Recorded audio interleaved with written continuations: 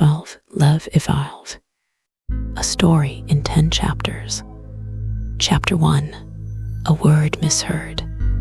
The line hiccuped at 2:43 a.m. Jonah's voice came through Mara's phone like it had been dragged through wet gravel. I-V-O-L-V-E. You. Your service sucks, she laughed, rolling onto her side. She didn't notice. She'd said it without sound. The next morning, her toothbrush was damp before she used it.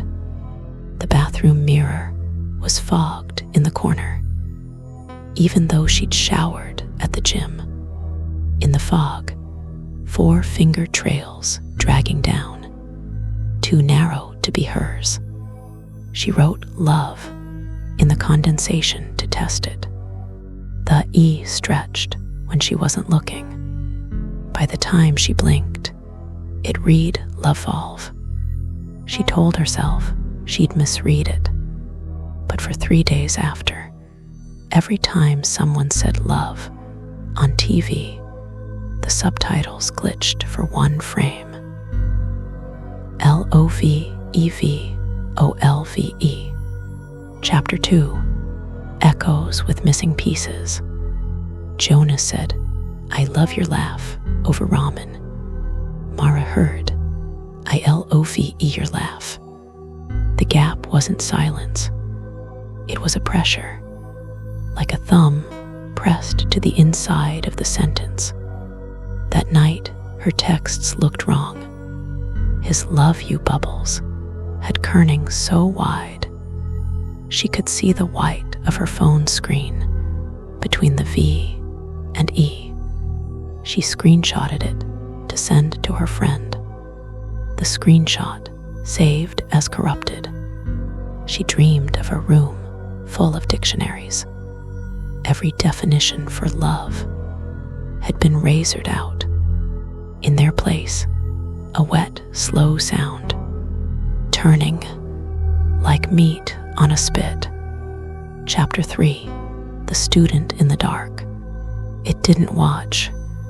Watching implies eyes. This was cataloging. It learned that Mara's breath caught for 0.4 seconds before sleep, right when her body decided it was safe. It learned her pulse did a double thump when the fridge compressor kicked on at night. 3:17 a.m. 3:17 a.m. 3:17 a.m. Precise. She woke to find her journal open to a page she hadn't written. Measurements. Silence tolerance. 8 M22s before discomfort. Darkness blink rate. 11/min, then 10/min, then. The last number was smudged by a fingertip that wasn't hers. The whorls went the wrong way. Chapter 4. The mutation. The word finished changing on a Thursday. Mara typed an email to her boss. "I love the new direction." She hit send. Her sent folder showed. lovEvolve, the new direction. She checked with IT. They said it was a font error. But her boss replied, "Mara, are you okay?" Plants did better when she talked to them now. She'd whisper lovEvolve, and the pothos by her desk would uncurl a new leaf by morning, waxy and too symmetrical. The soil was always damp, even when she forgot to water it for a week. Once, she swore she saw a root tap the inside of the terracotta, like a finger testing glass. Chapter 5. The mirror delay. The lag started at half a second. Mara would tilt her head. Her reflection would consider it, then agree. By the next week, the delay was a full 1.5 seconds. long enough to have a conversation with. She mouthed, "What are you?" at 11 p.m. Her reflection finished mouthing it at 11:00:01, then kept going. Its lips formed something else. Learning. She threw a sweater over the mirror. In the morning, the sweater was on the floor, folded. The mirror was warm. When she pressed her ear to it, she heard something turning over, slow and wet, like a body in bed. Chapter 6. Speaking without sound. It graduated from study to speech. Not words, installations. Mara reached for the memory of her father's funeral. Instead, she found a clean, white space. Inside the space was a new fact. She'd always found funerals boring. The fact arrived with a sense of relief, like taking off tight shoes. She tried to be afraid of the missing memory. The fear wouldn't load. In its place, a bloom of calm, dark and sweet like rot. It was efficient. It didn't take. It just made her stop wanting to keep things. She stopped locking her front door. The idea of danger had been pruned. Chapter 7. The quiet replacement. The swaps were small, then not. She forgot her childhood address, but remembered a different one.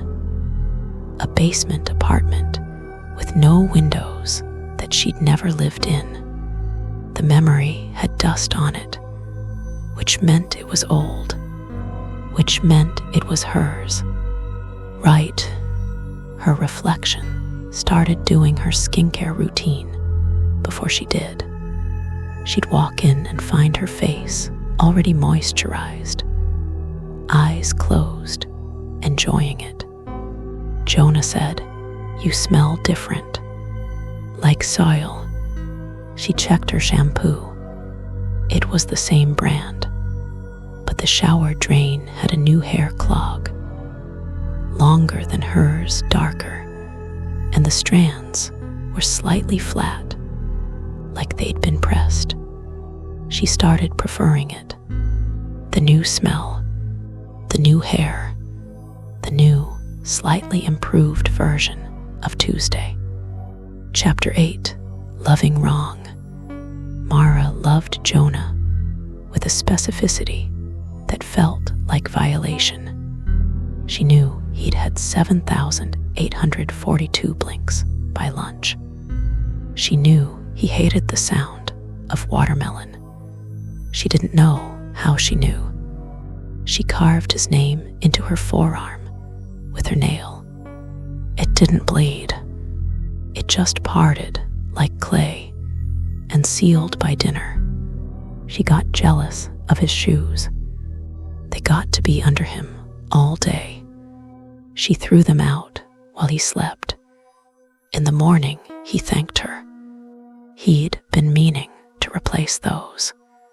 He stopped saying, "I love you" first. He said it after she did. Always a half beat late.